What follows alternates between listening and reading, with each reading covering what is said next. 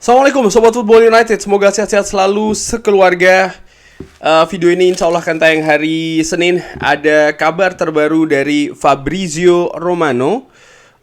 Dia ini di channel YouTube terbarunya terkait dengan Mason Mount ya. Ini mengabarkan kalau proses terkait dengan Manchester United berusaha untuk mendatangkan Mason Mount ini terus terjadi. Dan juga bagaimana Manchester United masih terus bekerja.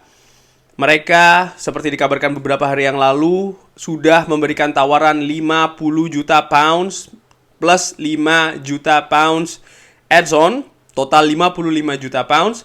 Sementara Chelsea justru memberikan counter offer. Mereka menginginkan total paket 65 juta pounds. Jadi ada sekitar 10 juta pounds gap di antara keduanya. Dikabarkan oleh Fabrizio Romano, Manchester United tidak ingin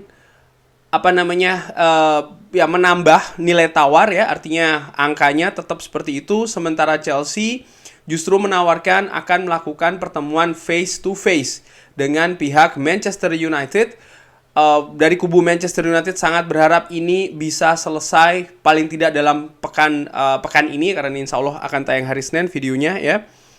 Dan yang menarik adalah bagaimana Chelsea dikabarkan juga berencana untuk bertemu dengan kubu dari Mason Mount. Ini yang disebutkan oleh Fabrizio Romano. Tapi situasi dari Mason Mount jelas. Mereka bersikap ya, jual sekarang atau sang pemain akan cabut secara gratisan musim depan. Ini sudah jelas.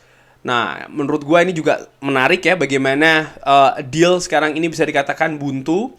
Tapi Manchester United tidak terburu-buru langsung mengalihkan ke buruan lain. Menurut gue ini juga ada kaitannya dengan prioritas dari Erik ten Hag.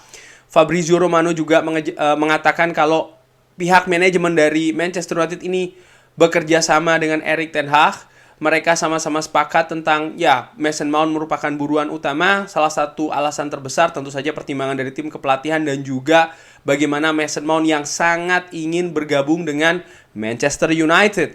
Tapi di sisi lain juga pihak dari Erik ten Hag sadar betul kalau memang ada bisa jadi ya keterbatasan dari pihak manajemen. Artinya kalau memang timeline ataupun waktu terlalu lama, mereka akan mengalihkan target ke pemain lain, termasuk juga angka.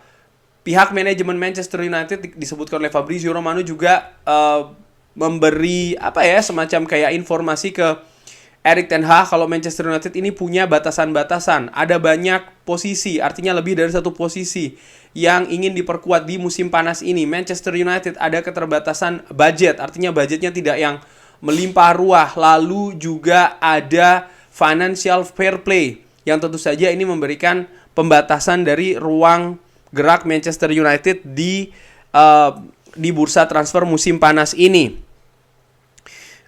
Dalam beberapa jam ke depan pihak dari Chelsea ini akan mengontak perwakilan dari Mason Mount untuk mencari informasi atau membuat lebih jelas situasinya.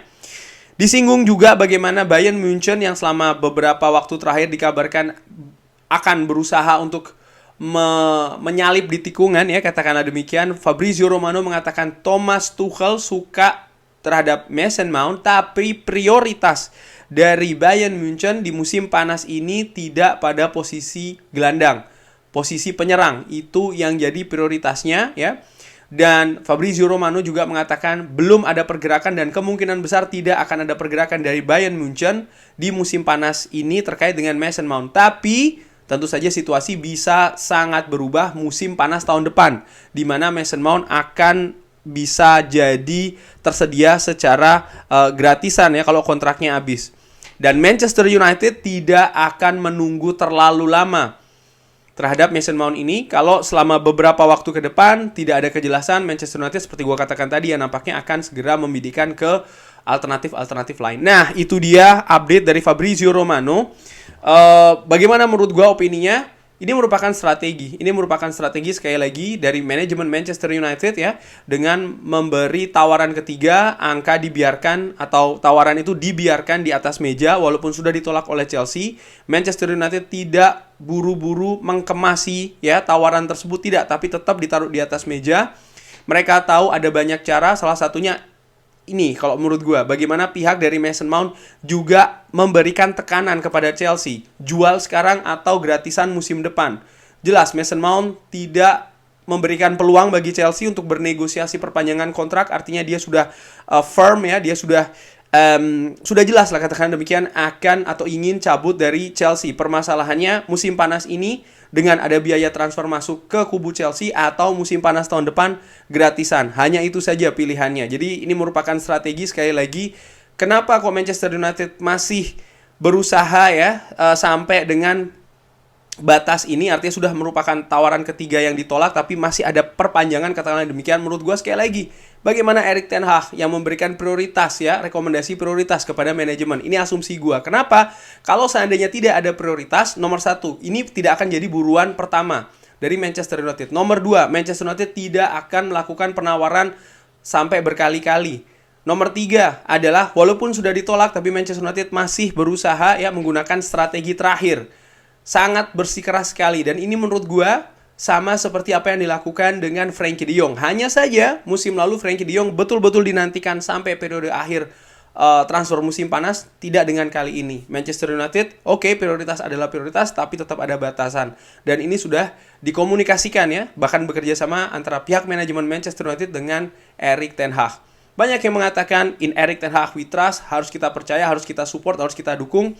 Di sisi lain banyak juga pertanyaan, kenapa yang diburu sekuat tenaga kok nampaknya Mason Mount, bukan penyerang? Kenapa kok prioritasnya Mason Mount, bukan penyerang yang dikabarkan sebelumnya merupakan titik yang harus diperkuat oleh Manchester United musim panas ini?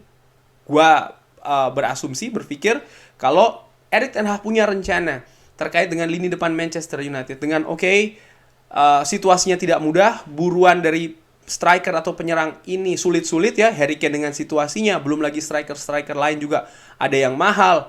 Lalu juga ya banyak juga tanda tanya, pengalaman, kemampuan, adaptasi dan lain-lain, sehingga Erik ten Hag tidak ingin bermain dulu ya, atau menitik beratkan di penyerang, tapi di lini tengah dulu. Yang mungkin ya menurut rencana Erik ten Hag ada kaitannya dengan sistem permainan penyerangan Manchester United musim depan. Itu bisa saja terjadi. Kurang lebih demikian ya update kali ini dari Fabrizio Romano. Bagaimana menurut Sobat Football United? Seperti biasa, drop di kolom komen. Terima kasih sudah menyaksikan. Jangan lupa like, subscribe. Wassalamualaikum warahmatullahi wabarakatuh.